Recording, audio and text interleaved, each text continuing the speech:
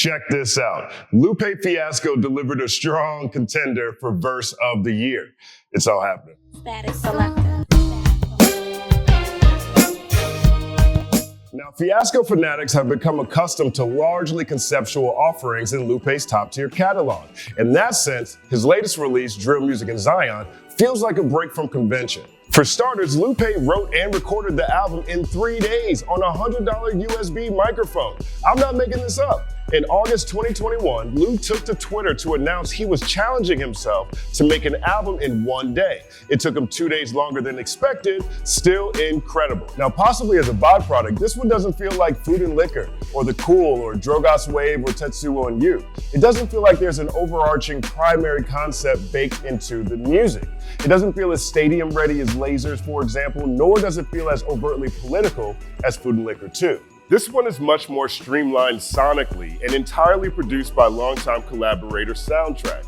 Lyrically, it's much more train of thought, much more grounded and somehow still smothered in those angelic verses and luxurious juxtapositions he's championed for.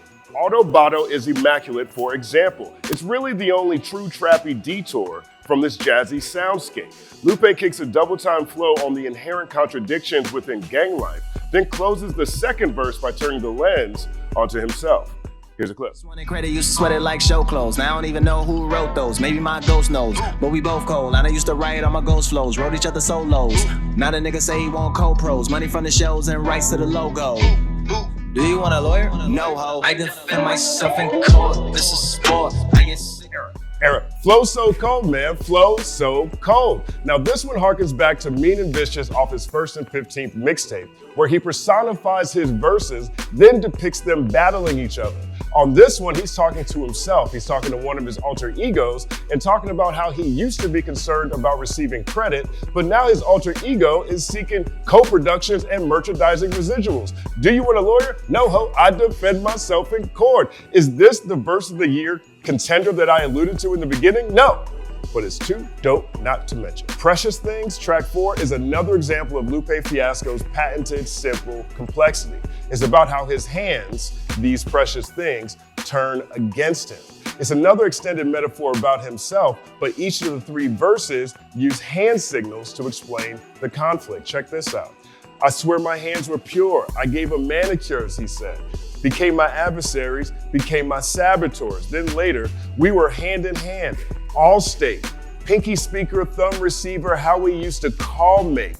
All shakes. Now his fingers crossed over small stakes, no taller than a crawl space. The whole track rocks like this. And then at the end, spoiler alert, there's a surprise ending. His hands explain the fallout. Here's a clip. See, that's the thing, cause we was praying for you, air guitar and playing for you. You turned a deaf ear to what we was saying to you. We was here, can't go back to before. The problem is, you don't use us to write the raps anymore.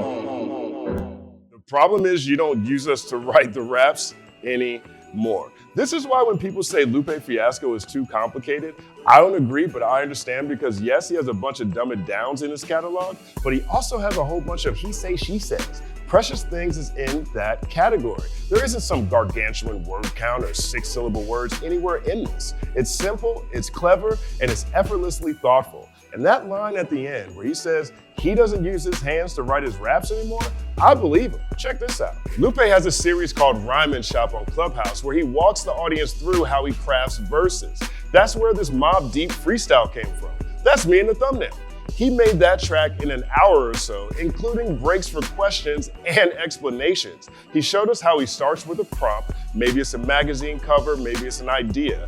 Then he extends that thought. Sometimes it's in concurrence, sometimes that idea is juxtaposed, or he runs with the opposite. Precious Things opens with, never bite the hand that feeds. And he carried it on from there, and I highly doubt he wrote anything down in that process. He made this project in 3 days again, y'all, and you can see the train of thought play out in the stanzas. Is this the Verse of the Year contender I alluded to in the beginning? No, but it's too clever not to mention. I might be wrong about this, but I feel like you could see Lu's train of thought even in the track listing. Let's break it down. Excluding the opening poem by Aisha Jaco, Drill Music in Zion starts with a fly freeform cypher rhyme, Gotti. It's followed by Autobato, which ends with him essentially suing himself for his valuable catalog. Then Precious Things, where his precious things, his hands, turn on him again because they don't write his rhymes anymore. In a sense, they're devalued. Then there's Kiosk, which is an immediate favorite and uses fake jewelry sold in mall kiosks as a metaphor for the conflict he feels for having diamonds, which are only of value because of the value we place on them. If you haven't heard that track, punch yourself in the face. Then Miss Mural, which is a story about a rich patron who visits a disaffected painter. It's an attack on art market manipulation, placing value on destructive pieces. Miss Mural is completely narrative, third-person narrative, but there are a lot of lines that do feel personal to Lupe Fiasco. For example, when he says, "Professionally accept what ethically I hate, so in all of my work you see this wrestling with fate." Then, at the conclusion, spoiler alert, another surprise ending. Wow. Said the patron with a smile. That's the most interesting diatribe I've heard in a while. How you articulated the nature and put it all on trial. Took it up to heaven, then put it on the ground. The painter asked the patron, "Can you stand up on the pile?" I've had a flash of inspiration, my creativeness aroused. The model took its place. The painter grabbed the lighter, doused the shit in gasoline and set it all on fire. Fire, fire, fire, fire. Set that man on fire. Whoosh. Jesus. We were in Hoochie Man's Discord the other day. It's called the Hoochieverse. Big shout out to Hoochie Man and the Hoochieverse. Dope community. Links in description. But we're talking about what each other's price to sell out was or would be. I'm more concerned about playing myself over anything. Either way, this is a conversation as old as art itself. Lupe just went Edgar Allan Poe with it. And again, given that Lupe made Drill Music in Zion in 3 days and he's done rhyming shops on how he builds bars, you can see the through line of value materialism and industry manipulation bleeding from micro to macro, from the end of Autobato to Miss Mural. Miss Mural might be a top 5 story Lupe Fiasco's ever told. I'm serious about that, y'all. And that second verse immediately connects to current sentiments about the art industry. Is this the verse of the year candidate that I alluded to earlier? No. But it's close. It's wild to think an MC, any MC, could turn around what feels like a deep-ass, dope-ass, largely train-of-thought album in 72 hours. But this isn't Lupe Fiasco's first time dropping heat in less than half a week. El Janelle, shout out to El Janelle. She's the moderator on Lupe's Discord. She said that Enemy of the State is his best mixtape. Now, I was incredulous because I'm a Revenge of the Nerds cat myself, but the LFT community had been listening to all of Lou's mixtapes in order that day as part of the build-up to the release of Drill Music in Zion.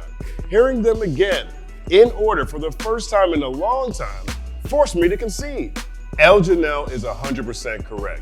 Lupe's dismantling that era's best beats, kicking train-of-thought cypher rhymes over chart-topping production. Some of Lupe's best stanzas ever are on Enemy of the State. It's absolutely his best mixtape. And apparently, he made that project in 2 days. Here's what he told MTV. It was super easy. I did it in 2 days. Lasers was almost done. I said, let me go out here because I knew none of that was on Lasers. Just the super, I'm the best MC Lyrical. There wasn't really room for that on this album. I was like, let me give my fans that. Let me let them know that I'm still capable of that. Let me show MTV I'm hot too. You don't need 100 freestyles every week. You need a nice demonstration of what you're capable of doing very effectively, and you step back, leave you wanting more. Sometimes the best part of the movie is the trailer. Drill Music in Zion reminds me a lot of Enemy of the State. It feels free, unhampered by macro concept or commercial conformity. Plenty of super fly rhymes crafted in little to no time. Naomi, my favorite track, definitely has the most replay value for me. Stylistically, feels like Lou dipped into his Nas bag. It's all happening. Title track, Drill Music in Zion, opens with Lou flexing his Mach Hami flow, then veers into a story about how his neighbor committed a murder and skated scot-free. Even sleepy moments like Seattle somehow punch through convention. But the verse of the year candidate to me, the stanza that resonated with me more than any other from any artist this year because of how it captures the most pressing issue plaguing hip-hop in the most succinct way possible, is the first verse on Phone Now. Here's a clip. Rappers die too much. That's it, that's the verse.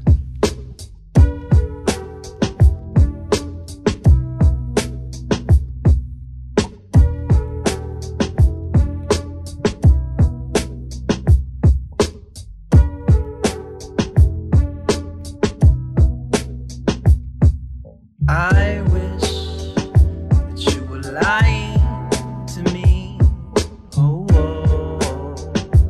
yes. I can see Lupe sitting in his house in that room underneath the Tetsuo and Youth painting, the one we see on his live streams. I can see him sinking into Soundtrack's instrumental on this track and thinking about FBG Dub, the super talented Chicago rapper who was gunned down broad daylight on the Gold Coast. I can see him thinking about King Von, one of the most promising young storytellers and fresh new talents hip-hop has seen in years. Von was murdered during a fight he instigated in Atlanta in November 2020. Or Pop Smoke, who was easily the brightest star to come out of New York City since A$AP Rocky. Pop was murdered in 2020 in Los Angeles when his ops infiltrated his Airbnb. Or Biz Markie, who died of type 2 diabetes. Or DMX, who passed away from a heart attack after living a hard life. Or Nipsey Hussle, rest in peace. Or any of what often feels like too many preventable deaths in hip hop. I can see Lupe losing himself under the weight of those thoughts, then kicking, rappers die too much, that's it, that's the verse. Pausing for a second and saying, you know what? Let's just go with that. And the next 7 bars are gonna be all instrumental, almost like a moment of silence. I used to think the 90s were the most violent years in rap, but the 90s don't have anything on what's taking place in this era. These cats are getting capped at Chipotle and at donut shops. Hip-hop's a hazardous workplace, and I'm not sure what most of us are actively attempting to do about it. Lou doesn't shortchange on the conversation though. He expounds on the topic in the second verse, calls out his personal hypocrisy in the song's interlude, throws in an ill juxtaposition between LaGuardia Airport and Rikers Island, opining that it must be even more torturous being locked down and seeing people fly overhead every day. Then he even adds a 4th verse to make up for the brevity of the first, completing this track's thesis. Rappers die too much. That's it. That's the verse. Is there any issue more prevailing, more urgent, more detrimental to the culture than this culture's infatuation with, as Lupe describes, fame, all in the name of martyrdom? I don't have the answers to these questions. Static selector. Thank you guys for watching. I really, really appreciate it. Ain't done a breakdown in a minute. Getting my reps back in. A couple of things on drill music in Zion. Yo, for me, this is a top 3 Lupe album. I'm 60 spins in. I got a lot of reps with it. Studied it like crazy while I was making this breakdown. This is the top 3 Lupe album for me. Where does it rank for you?